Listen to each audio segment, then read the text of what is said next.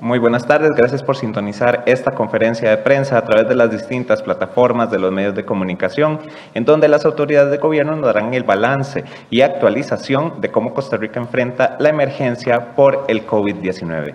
Saludamos a las autoridades que nos acompañan este martes 8 de junio, el ministro de Salud, el doctor Daniel Salas, y el presidente de la Comisión Nacional de Prevención de Riesgos y Atención de Emergencias, el señor Alexander Solís. A continuación, le cedemos la palabra al ministro de Salud, el doctor Daniel Salas, quien nos dará el reporte epidemiológico y nos detallará aspectos sobre la campaña de vacunación. Muy buenas tardes, doctor Salas. Buenas tardes, gracias. Un saludo especial a mi compañero acá de mesa, el señor Alexander Solís, presidente de la Comisión Nacional de Emergencias, todos los presentes y los que están siguiendo la transmisión. La semana 22, la semana epidemiológica 22, que abarca del 30 de mayo al 5 de junio, registramos un total de 13.375 casos de COVID-19. Y la semana 21, que corresponde a la que abarcó del 23 al 29 de mayo, contabilizó 14.776 casos. O sea, tuvimos una disminución de 9.5% de una semana con respecto a la otra. Se empieza a ver una disminución, aunque no vertiginosa, pero sí sostenida. Tenemos un promedio actualmente de 1.911 casos diarios. En lo que respecta a fallecimientos, la semana del 23 al 29 de mayo tuvimos 196 decesos muy lamentables, mientras que del 30 de mayo al 5 de junio tuvimos 182 decesos. Eso nos da un promedio diario de 26 personas que actualmente pierden la vida relacionadas o asociadas con la enfermedad del COVID-19. Un sentido pésame a todas las personas que están sufriendo y que sufrirán lamentablemente la pérdida de un ser querido, un ser cercano por el COVID-19. Específicamente hoy martes 8 de junio tenemos 1.900 casos, 23 personas fallecidas, y se mantienen 1.331 personas hospitalizadas, 25 están en centros privados, 1.306 en el sistema público. El total de hospitalizados que están en UCI son 520 y en salón 811. En esto de los fallecidos en la semana epidemiológica 22, o sea, la que abarcó del 30 de mayo al 5 de junio, la mayoría, o un porcentaje bastante importante, sí, si vemos la distribución por porcentajes, el 41.2% de esos fallecimientos se están dando en edades de 50 a 64 años. Luego, es importante también indicar, el día de hoy, la Comisión Nacional de Vacunación y Epidemiología avala la vacunación de los veterinarios, los y las veterinarios, el personal de planilla de los centros diurnos de personas adultas mayores y también las personas con algún grado de retraso mental, también que estén ubicados dentro de todo el trastorno en el espectro autista, todo el espectro, y la esquizofrenia y también la mielomeningocele. Son grupos que se avalan vacunar de forma más agilizada dentro de toda la priorización que se ha venido manejando. Recordar también que las enfermedades de fondo que se consideran factores de riesgo para vacunar al grupo 3, aquí tenemos población de 12 años a menos de 58 años, con presencia de algunas de las siguientes enfermedades, y voy a mencionarlas porque en esto siguen habiendo muchas preguntas. ¿Cuáles son las enfermedades que califican para ser considerados dentro del grupo 3? Está la artritis reumatoide, la artritis idiopática juvenil, el asma, la bronquitis crónica, el cáncer, las cardiopatías, la drepanocitosis, la dermatomiositis juvenil, la diabetes mellitus, distrofias musculares, la enfermedad inflamatoria intestinal, tal como CUSI o la enfermedad de Crohn, la enfermedad renal crónica, la esclerosis múltiple, también la enfermedad respiratoria crónica considerada como EPOC, la tuberculosis, pacientes que padecen de bronquiectasias, que padecen de fibrosis quística, de presión arterial alta, hipertensión, de hipertiroidismo, de hipotiroidismo también, tanto para arriba como para abajo, un aumento, una disminución en la función de la tiroides, la infección por virus de inmunodeficiencia humana, o sea, el VIH, el lupus eritematoso sistémico, miastenia gravis, obesidad grado 3 y también la obesidad mórbida, la parálisis cerebral infantil, conocida como PCI, síndrome de Down, trasplantados y en espera de trasplante y donadores de trasplante de órganos, también vasculitis y otros trastornos asociados a inmunodeficiencias primarias, secundarias o autoinmunes referidos o diagnosticados por especialista. Recordemos que en el caso de 12 el grupo de menor edad, de los adolescentes de 12 años a 16 años, solamente están aprobados a vacunar con Pfizer-BioNTech, pues es la única que ha sido avalada para esa población.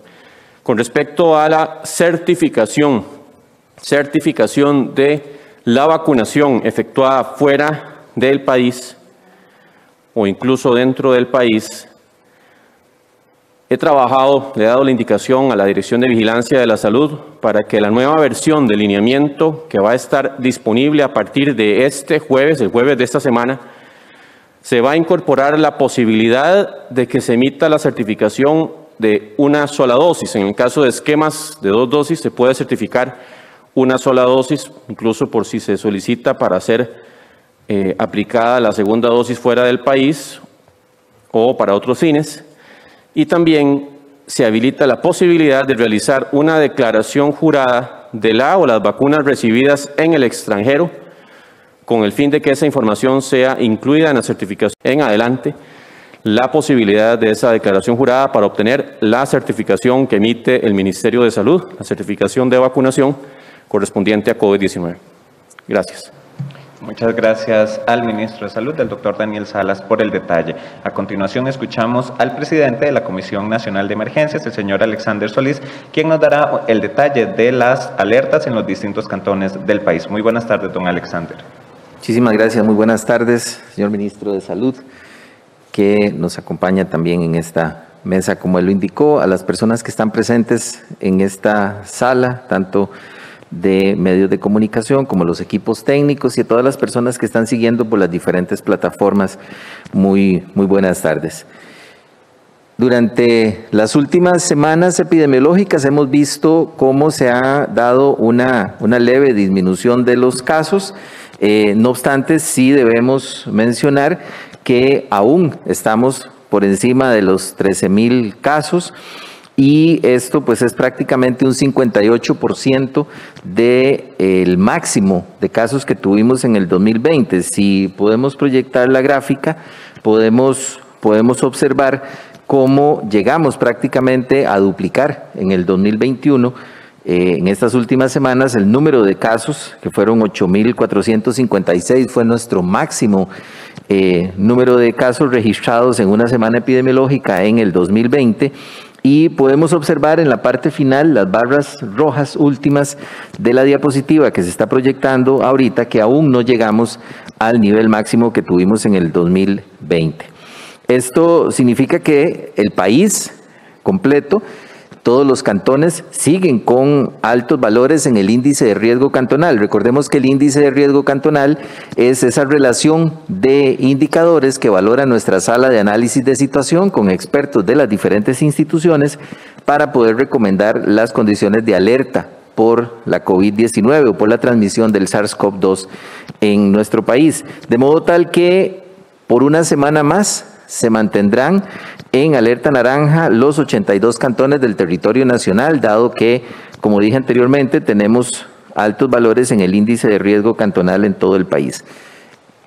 Esto pues nos lleva a comentar de que no es aún el momento de relajar las medidas, necesitamos seguir trabajando fuerte juntos y juntas para poder frenar esta ola de contagios, para poder regresar a condiciones de mayor normalidad y pues adicional a las medidas que ya se han anunciado, que están vigentes durante esta semana, necesitamos no bajar la guardia en el cumplimiento de las medidas familiares, individuales, de protección, de seguridad, de higiene, también el cumplimiento de los protocolos en las instalaciones comerciales, en los sitios públicos y todos aquellos lugares donde podamos encontrar ese peligro de contagio. También mantenemos las medidas complementarias que se han anunciado semanas atrás. Mantenemos 3 centros de contención de casos positivos para aquellas personas que no tengan condiciones en sus viviendas para poder hacer la cuarentena. Pueden recurrir a cualquiera de estos centros por medio del Comité Municipal de Emergencia, de las autoridades municipales, para poder ser ubicados en un centro de contención, y en estos sitios pues tienen todos los servicios básicos necesarios. Tenemos uno ubicado en Parrita, otro en Limón y otro en Barba de Heredia. Sin embargo, dependiendo de las necesidades de cada cantón, pueden ser habilitados a solicitud de las autoridades del Comité Municipal de Emergencia. Recordar que estos sitios cuentan con duchas, comedores, dormitorios, además se brinda la alimentación a las personas que requieran ir. Son sitios en donde nosotros podemos proteger a nuestra familia, a nuestra comunidad, y también tener un seguimiento médico en caso de que tengamos padecimientos de los que están identificados en los factores de riesgo. Un elemento positivo es que en estos tres centros han permanecido 99 personas en los últimos meses, y pues uno de los que más personas ha atendido es el de Parrita, con 75 personas en total. También mencionar que tenemos la disponibilidad de camas de los 4 centros privados que se ha anunciado en semanas anteriores también, para que en caso necesario podamos recurrir a estos servicios, y se indemnizará a los hospitales cuando sea necesario, a los hospitales privados cuando sea necesario utilizar estos sitios. Finalmente, quisiéramos recordar, para que no se preste a confusión, que para cada uno de los días en la página presidencia.go.cr se estará anunciando, como lo ven ustedes en la diapositiva, el tipo de placa que circula ese día de acuerdo con la restricción vehicular sanitaria. Para mañana miércoles 9 de junio circularán las placas par, las placas que terminen impar, y no circularán, por supuesto, aquellas placas que terminen en 1, 3, 5, 7 y 9. Esto es un servicio de información que se estará brindando, además de los servicios que ya brindan los medios de comunicación todos los días en la mañana, indicando cuáles son las placas que circulan ese día. También en la página de presidencia.go.cr/alertas se tendrá disponible esta alerta para que también puedan consultarla ahí. Muchísimas gracias, muy buenas tardes. Muchas gracias al presidente de la Comisión Nacional de Emergencias, el señor Alexander Solís, por el detalle, y como él lo indicó, los invitamos a visitar el sitio presidencia.go.cr/alertas. El sitio está totalmente actualizado con las medidas sanitarias vigentes a la fecha, además el detalle de la restricción vehicular sanitaria, las excepciones a esta, y también podrán encontrar el avance en los ingresos y la aplicación de las dosis de la campaña de vacunación contra el SARS-CoV-2. Iniciamos el periodo de consultas de los colegas que se encuentran presentes en Casa Presidencial. El primer colega es el señor Edgar Fonseca de puroperiodismo.com. Muy buenas tardes, don Edgar. ¿A quién va dirigida su consulta? Muy buenas tardes, señor ministro. Muy buenas tardes, don Alexander, y muy buenas tardes a toda la audiencia. Señor ministro, usted se acaba de referir al certificado de vacunación que se va a otorgar a partir de ahora, a partir del jueves. Hay cuestionamientos desde el punto de vista constitucional de la aplicación de este certificado, cuestionamientos desde el punto de vista de la libertad de tránsito a quienes quieren ir al extranjero a vacunarse y no tienen la posibilidad de regresar con un certificado o una garantía documental como la que ustedes están planteando, y cuestionamiento desde el punto de vista de la igualdad constitucional para el derecho a la vacunación. ante la posibilidad de esos cuestionamientos constitucionales, ¿ustedes valoran mantener bajo cualquier circunstancia la aplicación de ese certificado? Primera pregunta, señor ministro. Segundo, la tasa de contagio se estancó en las últimas 15 semanas según los análisis más depurados y científicos que se tienen en el país por parte del Centro Centroamericano de la Población de la UCR. ¿A qué atribuye este estancamiento, señor ministro, tomando en cuenta medidas tan fuertes como la restricción sanitaria vehicular entre semana, placas pares, placas impares, en fin de semana y hasta horas altas de la noche? Y tercera pregunta, señor ministro, dentro de las informaciones que se ha mencionado usted, que ha hecho referencia esta tarde, habla del impacto de la vacunación. En 6 meses de vacunación, señor ministro, que lleva el país, ¿cuál es el real impacto en sectores de la población, sobre todo los más vulnerables, de este plan de vacunación hasta la fecha? Para don Alexander, las siguientes 2 consultas. El gobierno de Estados Unidos anunció la donación de al menos 6 millones de dosis de vacunas para naciones de Centroamérica. ¿Cuántas están confirmadas para Costa Rica hasta la fecha de las gestiones que ustedes vienen realizando?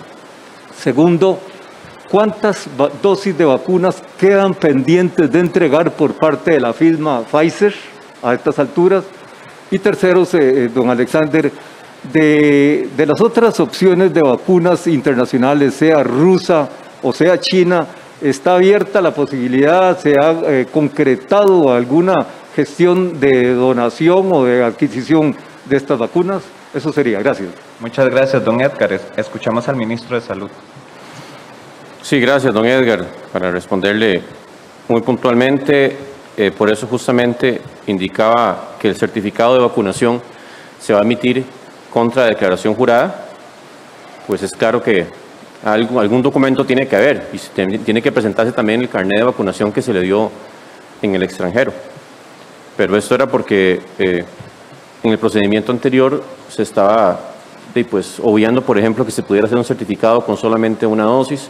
No se estaba certificando con la presentación del carnet, ¿verdad? No se daba la opción de la declaración jurada. Entonces, en realidad, ya con esto ya queda solventado este asunto de la preocupación que tienen algunas personas, ¿verdad? De que no puedan ir a otros países que piden el certificado porque sí se va a emitir contra declaración jurada. Y en eso también es claro que nosotros tampoco somos responsables de los requisitos que ponen otros países, ¿verdad? En eso no tenemos injerencia de decirle a algún país, por favor, vea, no me ponga ese requisito. Cada país es soberano e independiente en eso para pedir los requisitos que ellos consideren. Y pues claro que con esto de la declaración jurada estamos avanzando en la ruta que consideramos es más práctica y que facilita que esas personas puedan tener esa certificación. Con el caso de la segunda pregunta, usted me indicaba que ha habido un estancamiento en el progreso y claro que al final las medidas que se han estado tomando lo que buscan es reducir los contagios. Hemos estado hablando de números reproductivos básicos, ¿verdad? Porque se han mantenido por debajo de 1. Sabemos que la cantidad de casos que se estaba generando pues era bastante, ¿verdad? Tuvimos un momento en que ya eran más de 3.000 captados y más bien si no hubiéramos tomado las medidas que se tomaron, estaríamos obviamente en conteos muchísimo más fuertes, con lamentablemente una perspectiva negativa a nivel de continuar con el colapso, con la sobredemanda de los hospitales, ¿verdad? Entonces, creo que en esto las medidas han estado surtiendo el efecto en el sentido de que, pues claro, y siempre llamamos a que la gente cumpla los protocolos, ¿verdad? Que no hagan fiestas familiares, que no hagan actividades, ¿verdad? Donde se rompan las burbujas sociales, porque eso siempre va a tender a hacer que los casos pues mantengan cierta tendencia. Pero claro que al final sabemos el impacto positivo, ya demostrado estadísticamente que se logra con las restricciones vehiculares o con el cierre temprano de los negocios en algunos casos. Y con respecto a la vacunación y el impacto, es claro que el impacto se va a ir viendo conforme tengamos un mayor porcentaje de población vacunada. Lo hemos dicho muchas veces, hasta que no tengamos una inmunidad de rebaño, tenemos que ser muy celosos en la aplicación de los protocolos. Hay países que con 40% de su población vacunada, ¿verdad? Y todavía tienen brotes, tienen mortalidad importante, porque esto funciona en la medida que es lo que yo explicaba, es como una cuerda, ¿verdad? Que usted la cuerda puede tener varios hilos, pero si no son suficientes, con cierta presión se rompe la cuerda. Y en esto la presión todavía la tenemos porque el virus sigue circulando. Y hasta que no tengamos una cuerda mucho más fuerte, con mucho más hilos, que es esa inmunidad de rebaño, siempre va a haber riesgo de que tengamos esa ruptura y que tengamos un problema de saturación hospitalaria o de aumento de mortalidad. Como ya lo mencionaba, tener 20 y resto de fallecidos por día, y lo hemos dicho muchas veces, no es algo normal para Costa Rica y para el mundo, ¿verdad? En el sentido de la proporción de población por una sola causa. Por una sola causa eso no es lo normal. Tenemos que dejar de verlo como algo normal y en algún momento sabemos que esto va a cambiar, pero claro, en este momento estamos en uno de los periodos más críticos. Es cierto que ya empezamos a ver cierta perspectiva positiva, ¿verdad? De que pues, ya está disminuyendo la transmisión un poco, pero tenemos que seguir aplicando mucho los protocolos y todas las medidas. Escuchamos a don Alexander Solís. Muchísimas gracias, don Edgar. Muy buenas tardes. En relación con la primera pregunta sobre si tenemos un número determinado de las dosis que se estarían asignando al país, no lo tenemos aún. Lo que tenemos entendido es que ese anuncio se hace y se ejecutará la donación en el marco del mecanismo COVAX para garantizar ese acceso equitativo de todos los países a las vacunas. Por lo tanto, estamos a la espera de la comunicación por esa vía y la Cancillería está haciendo seguimiento al respecto. En relación con la segunda pregunta, permítame comentarle, nosotros hemos recibido un total de, vamos a ver porque esos numeritos están chiquiticos, 1.892.083.85 dosis, esto equivale a un 32% aproximadamente, y nos queda un pendiente de 4.109.040 dosis de recibir por parte del mecanismo Pfizer. También mencionar que para efectos del seguimiento, para usted, para todas las personas, también para todos los medios de comunicación, en la página web de la CNE, cne.go.cr, vacunas, pueden accesar todo el detalle con gráficos, con detalle por cada uno de los mecanismos de cómo avanza la llegada de vacunas al país. Entonces es una información que está disponible y actualizada en tiempo real.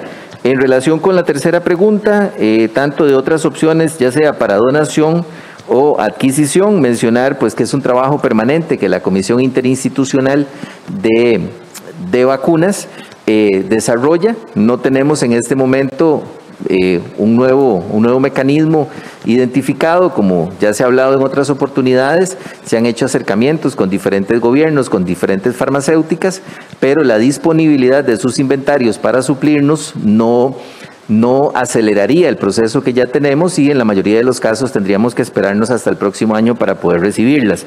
En términos de donaciones, es un trabajo que permanentemente también la Cancillería, por medio de las diferentes sedes y los contactos con los gobiernos amigos, sigue realizando. Sin embargo, no tenemos un reporte específico de algo que pueda ejecutarse en las próximas semanas. Don Alexander, de la contratación con Pfizer, ¿cuánto es lo que se ha cancelado por parte del país hasta el momento y cuánto queda pendiente?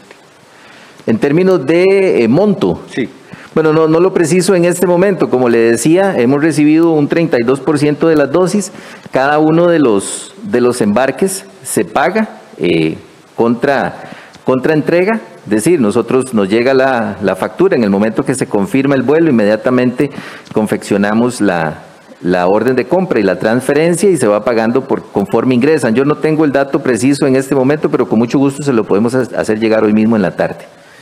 Muchas gracias, don Edgar. Escuchamos al colega Tomás Gómez, del medio digital El Observador. Muy buenas tardes, Tomás. Gracias, buenas tardes a ambos. Don Daniel, comienzo por usted. La última versión del manual de vacunación estableció textualmente que si el plan de contingencia se queda corto, se puede vacunar a las personas aún sin factor de riesgo. Le consulto, ¿desde cuándo rige este ajuste y por qué se hizo? Y teniendo este escenario ahora que se podría vacunar a personas sin factor de riesgo, ¿qué cuidados se van a tener para evitar una vacunación por la libre o para asegurar que las vacunas sigan llegando primero a la población con factor de riesgo. Se lo pregunto porque geográficamente hay muchas diferencias entre las poblaciones que están recibiendo la vacuna y además hoy usted anuncia una ampliación de la lista de población prioritaria por enfermedades o por alguna condición de salud.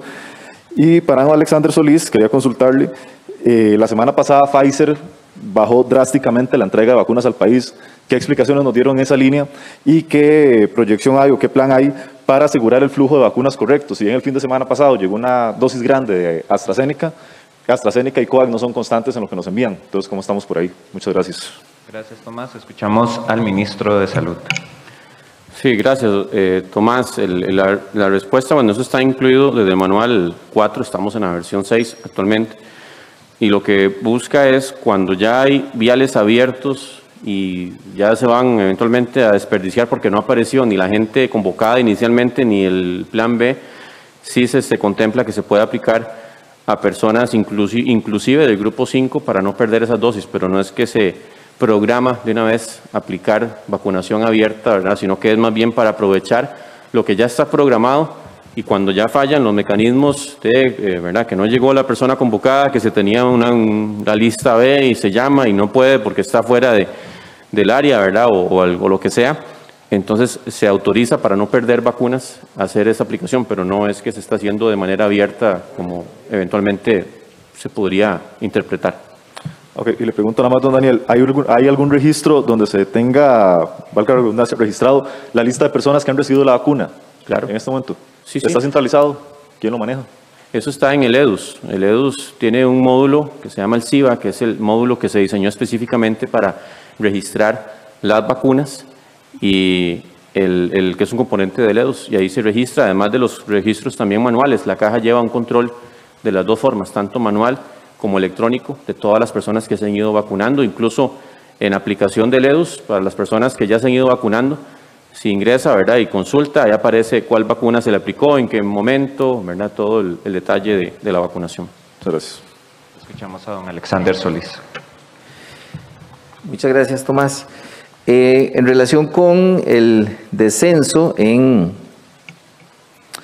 el ingreso de la semana anterior, realmente esto obedece a el cronograma, como estaba establecido. Nosotros logramos una aceleración, un aumento durante el mes de mayo.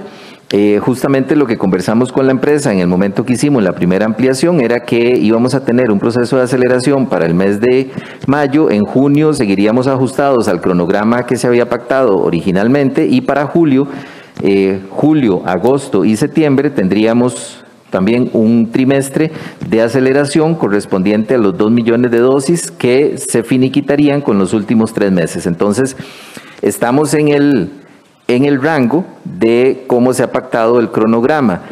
También mencionar que tuvimos el ingreso de AstraZeneca tempranamente en junio, que estaba previsto para el mes de junio. También ventanas de COVAX que se habilitan para el mes de junio, más lo de Pfizer, andaríamos más o menos en un promedio de 730,000 dosis que estarían llegando durante el mes de junio, lo cual convierte a junio en el segundo mes con más ingresos desde que iniciamos el proceso, solamente superado por el mes de mayo, que fue para el que habíamos habilitado una aceleración con Pfizer. Muchas gracias. Muchas gracias, Tomás. La siguiente colega en realizar sus consultas es No tiene consultas la colega. Ok, perfecto. Entonces pasamos a leer las consultas de los medios regionales que nos las envían a través de los chats acreditados. Las dos consultas son para el ministro de Salud. La primera la realiza San Carlos Digital. La región norte pidió autorización a la Comisión de Vacunación para abrir el grupo 5 de vacunación ante el avance en la mayoría de las áreas con un 80% o más de cobertura en los grupos anteriores. ¿Hubo autorización o algún acuerdo para que puedan seguir avanzando y no tener que frenar ante la ausencia de personas, porque ya los grupos anteriores están por cerrar? Sí, claro que conforme las áreas vayan avanzando en la vacunación de los grupos que están abiertos, en este momento están abiertos en diferentes proporciones o porcentajes desde el grupo 1, que en realidad ya se vacunó más del 100% de lo que estaba inicialmente proyectado con los denominadores, pero estamos vacunando grupo 2, que ya queda pues cada vez menos, ¿verdad? Siempre instamos a los adultos mayores y a las personas mayores de 58 años que no se han vacunado para que por favor se presenten cuando lo llamen, o bien si ya se agotó el grupo en el área, que se hagan presentes, que no hay problema, siempre se les va a vacunar aunque no hayan acudido en su momento. Queremos protegerlos, queremos disminuir ese riesgo de enfermedad grave. Y seguimos vacunando grupo 3, grupo 4 en diferentes proporciones, como ya lo indicaba anteriormente. El grupo 5, y ya lo aclaraba ahora en el comentario que me hacía el compañero del observador, don Tomás, que lo que se hace es que lo que está programado, si ya se falla con que se cumpliera con la vacunación de las personas que fueron convocadas, o bien se tenía una lista de suplencias y esa lista de alguien faltó, entonces se autoriza para que no se pierda esa vacuna a aplicar las dosis a personas incluso que no tengan factores de riesgo, siempre dentro del grupo, ¿verdad?, de 12 años o más, dependiendo de la que esté aprobada. Recordemos que la de Pfizer es la que está aprobada para ya lo que es 12, 13, 14, 15, 16 años. Pero entendemos que conforme vaya avanzando los grupos, y posiblemente sí, el grupo 5 ya se puede abrir si se cumplió con el 100% del grupo 4 en el área correspondiente. Por el momento no hemos visto ese es el caso, ¿verdad? Sabemos que el grupo 4 en este momento está abierto. Recordemos que no es en toda la proporción, sino que es un 20% de las dosis disponibles, para que también vaya avanzando hasta un 20%, pero que seguimos avanzando también. Y el principal grupo que estamos vacunando en este momento, que sigue teniendo la mayor cantidad de dosis, es el grupo 3, y obviamente lo que haya quedado del rezago con el grupo 2. La siguiente consulta la realiza el medio Acontecer CR y consulta si tienen estimado adelantar la vacunación para los miembros de la prensa. Para los miembros de la prensa. Sí, en eso nosotros hemos ido analizando todos los diferentes grupos a vacunar, y claro que hay diferentes criterios que se podrían aplicar. Sabemos que dentro de todas las posibilidades de vacunación, el nivel de exposición siempre va a existir. Para cualquier grupo laboral siempre va a haber un nivel de riesgo. Sabemos que también hay condiciones en que ese riesgo, en condiciones preponderantes, que ese riesgo se puede minimizar aplicando los diferentes protocolos.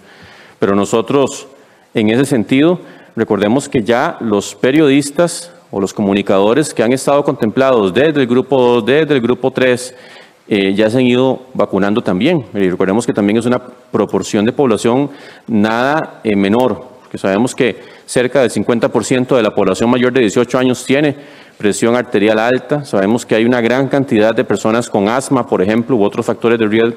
Así que ya muchos se han ido vacunando, y claro que al final recordemos que tenemos vacuna contratada para que en el 2021, durante todo el transcurso del año, se pueda vacunar incluso a todas las personas de 12 años o más que ni siquiera tengan algún factor de riesgo. Con solo la condición de edad ya se podrían vacunar, incluso si tengan cédula de residencia o obviamente la cédula nacional, son susceptibles sin condición de seguro a que se puedan vacunar en algún momento conforme vayan llegando más dosis.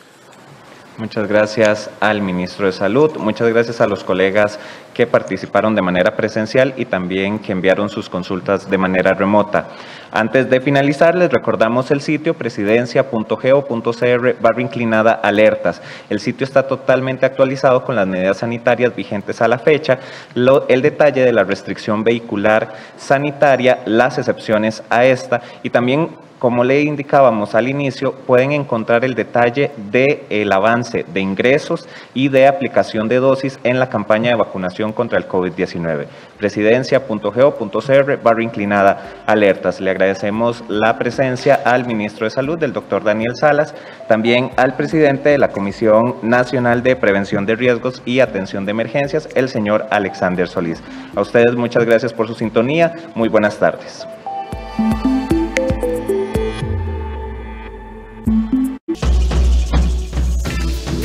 A continuación, Soluciones del 13.